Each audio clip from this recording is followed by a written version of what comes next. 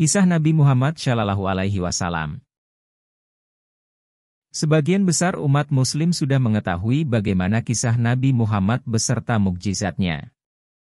Cerita kehidupan ini bukan hanya sekedar cerita saja, melainkan menjadi panutan untuk menerapkannya dalam kehidupan. Mengingat bahwa sangat banyak sifat baik darinya. 11 Kisah Nabi Muhammad Shallallahu Alaihi Wasallam dari lahir hingga wafat. Umat Islam sudah sering memperingati Maulid Nabi sebagai peringatan hari lahir Nabi Muhammad Shallallahu Alaihi Wasallam. Bagaimana kisah perjalanan hidupnya sampai wafat banyak memberikan pelajaran meskipun tidak selalu mudah dan bahagia. Rasulullah tetap mendapatkan tantangan dan cobaan dari Allah. Kisah Nabi Muhammad Shallallahu Alaihi Wasallam pada kali ini menceritakan kisah hidup dari Nabi Muhammad Shallallahu Alaihi Wasallam yang merupakan sosok baik hati dan juga pantang menyerah. 1. Kelahiran Nabi Muhammad. Nabi Shallallahu Alaihi Wasallam. Nabi Muhammad lahir di Makkah, hari Senin, 12 Rabiul Awal pada tahun 571 kalender Romawi, 1450 tahun yang lalu. Rasul lahir dari ibu bernama Aminah dan ayahnya bernama Abdullah. Rasulullah Shallallahu Alaihi Wasallam pernah ditanya mengenai puasa pada hari Senin, lantas beliau menjawab, "Hari Senin adalah hari aku dilahirkan." Tahun tersebut juga disebut sebagai tahun gajah, yakni tahun ketika pasukan gajah di bawah pimpinan Abraha Habasyah tengah menyerang Ka'bah. Allah Subhanahu wa Ta'ala pun menghentikan aksi mereka dengan segala kebesarannya. Burung ababil pun datang menjatuhkan batu-batu untuk mendatangkan wabah penyakit. Kisah kelahiran Nabi Muhammad ini ada di dalam surah Al-Fil yang memiliki arti tahun gajah. Rasulullah lahir di masa ini dan dibesarkan sebagai anak yatim, karena ayahnya Abdullah telah meninggal dunia sebelum usianya genap 3 tahun. Semasa kecilnya, akhirnya dibesarkan oleh kakeknya, Abdul Muthalib. Pada saat Nabi lahir, seorang ibu bernama Halimah Sa'diyah dengan ikhlas mau menyusui Muhammad meski ASInya sulit keluar. Namun karena keikhlasan Halimah pun diberi balasan oleh Allah Subhanahu wa Ta'ala, karena setelah itu air ASInya keluar dengan deras. 2. Masa kecil Nabi Muhammad Shallallahu Alaihi Wasallam. Nabi Muhammad dilahirkan dalam keadaan yatim di rumah Abu Talib. Semasa kecilnya, Rasulullah tumbuh dan menjalani kehidupannya seperti anak-anak pada umumnya. Adanya tradisi Quraisy pada zaman dahulu, pada hari ke-18 membuat ibunya harus menyembunyikannya di pedalaman. Tradisi Quraisy tersebut membuat Nabi Muhammad tidak bisa merasakan kasih sayang ibunya sampai berumur 8-10 tahun. Hal ini justru membuatnya berada di bawah asuhan Halimah binti Sa'diyah selama 3 tahun. Rasulullah menjadi anak yang tanggap, bersikap baik dan cerdas pada masanya. 3. Masa remaja Nabi Muhammad Shallallahu Alaihi Wasallam. Pada masa remaja, Nabi Muhammad terjaga dari perbuatan merugikan kawan sekitarnya. Sampai suatu ketika, Nabi pun bercerita ketika 2 kali duduk saat mendengarkan pesta perkawinan di zaman jahiliyah. Allah justru menutup telinganya sampai tertidur dan terbangun esoknya.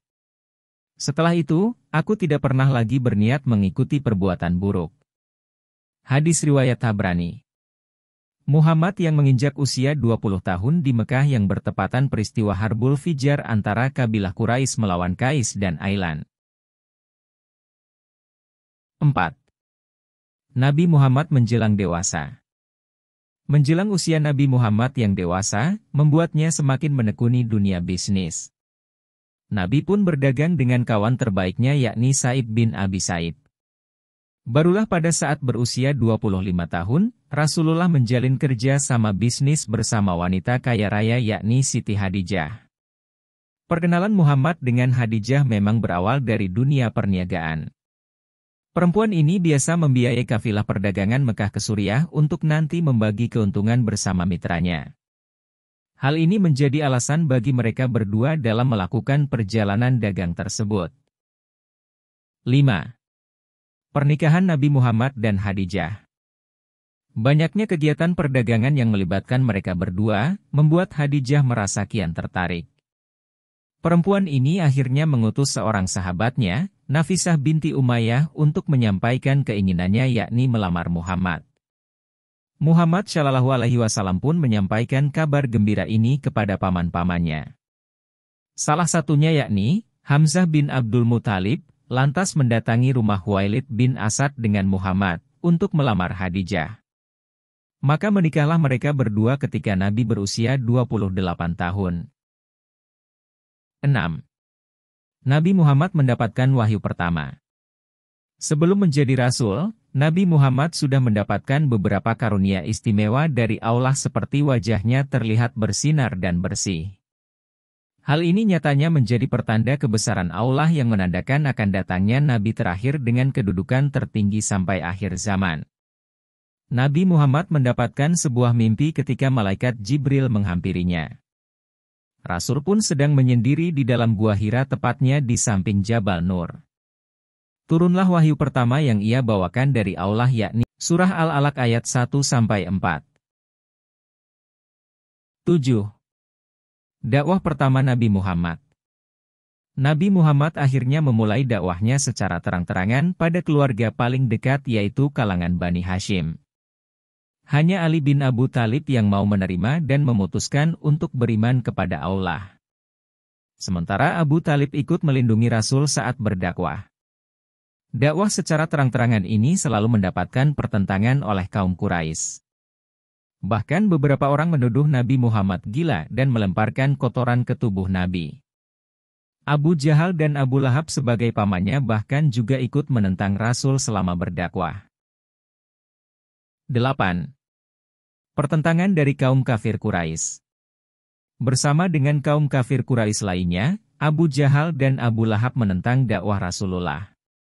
Keduanya bahkan sempat mengintimidasi pengikutnya agar meninggalkan Nabi. Mereka khawatir jika ajaran dari Muhammad hanya bisa merusak agama nenek moyang yakni menyembah berhala. Banyak dari kaum Quraisy yang mencoba segala cara untuk membunuh Nabi Muhammad. Mereka juga memberikan uang tebusan pada Abu Thalib agar membiarkan Rasul wafat. Rencana pembunuhan ini pun sering melibatkan orang luar agar tidak memecahkan perang saudara. 9. Perintah berzakat di zaman Rasulullah Shallallahu Alaihi Wasallam. Memasuki zaman Rasulullah Shallallahu Alaihi Wasallam tepatnya di tahun pertama di Madinah, Nabi dan sahabatnya serta kaum muhajirin masih menghadapi usaha untuk tetap bertahan hidup. Hal ini karena tidak semua dari mereka merupakan orang berkecukupan, kecuali Utsman bin Affan. Kondisi kaum muslimin yang sudah mulai sejahtera di tahun kedua Hijriah, barulah muncul perintah zakat.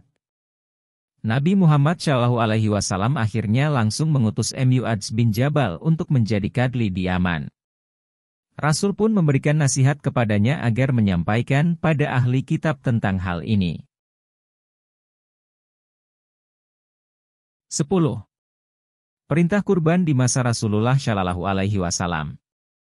Nabi Muhammad melaksanakan perintah kurban ketika sedang melakukan haji wada di Mina. Saat itu, Rasulullah menyembelih sebanyak 100 ekor unta. Beliau melaksanakannya sendiri pada 63 ekor sementara sisanya ia serahkan kepada Ali bin Abi Thalib. Penyembelihan ini Nabi Muhammad lakukan setelah melaksanakan sholat Idul Adha. Perintah ini pun sudah ada di dalam surah Al-Hajj ayat 36 mengenai jenis hewan yang bisa umat muslim jadikan sebagai kurban. Sebagai umat muslim, juga harus mengetahui cara menyembelih dan tujuannya. 11. Wafatnya Nabi Muhammad Shallallahu Alaihi Wasallam. Abu Bakar sebagai sahabat Nabi Muhammad yang sedang tidak di Madinah, terjadilah peristiwa sangat menyedihkan. Rasulullah wafat bersamaan dengan turunnya wahyu Allah yakni surat Az-Zumar ayat 30. Artinya, sesungguhnya kamu akan mati dan sesungguhnya mereka akan mati pula. Nabi Muhammad mulai sakit di bulan Syafar tahun 11 Hijriah. Beliau sakit kepala dan demam hingga akhirnya membuat suhu tubuh meninggi. Kondisi ini terjadi selama kurang lebih 2 minggu. Rasulullah akhirnya mengunjungi rumah istri-istrinya dan tiba di kediaman Aisyah dengan badan sudah lemah. Itulah tadi 11 kisah Nabi Muhammad SAW, dari lahir hingga wafat. Semoga dari 11 kisah Rasulullah SAW, bisa menjadikan contoh untuk kita semua. Dan mau mengamalkannya dalam kehidupan sehari-hari. Akhir kata saya sebagai penulis dalam video ini, meminta maaf apabila ada salah kata dan kurang berkenan, dan kepada Allah saya mohon ampun.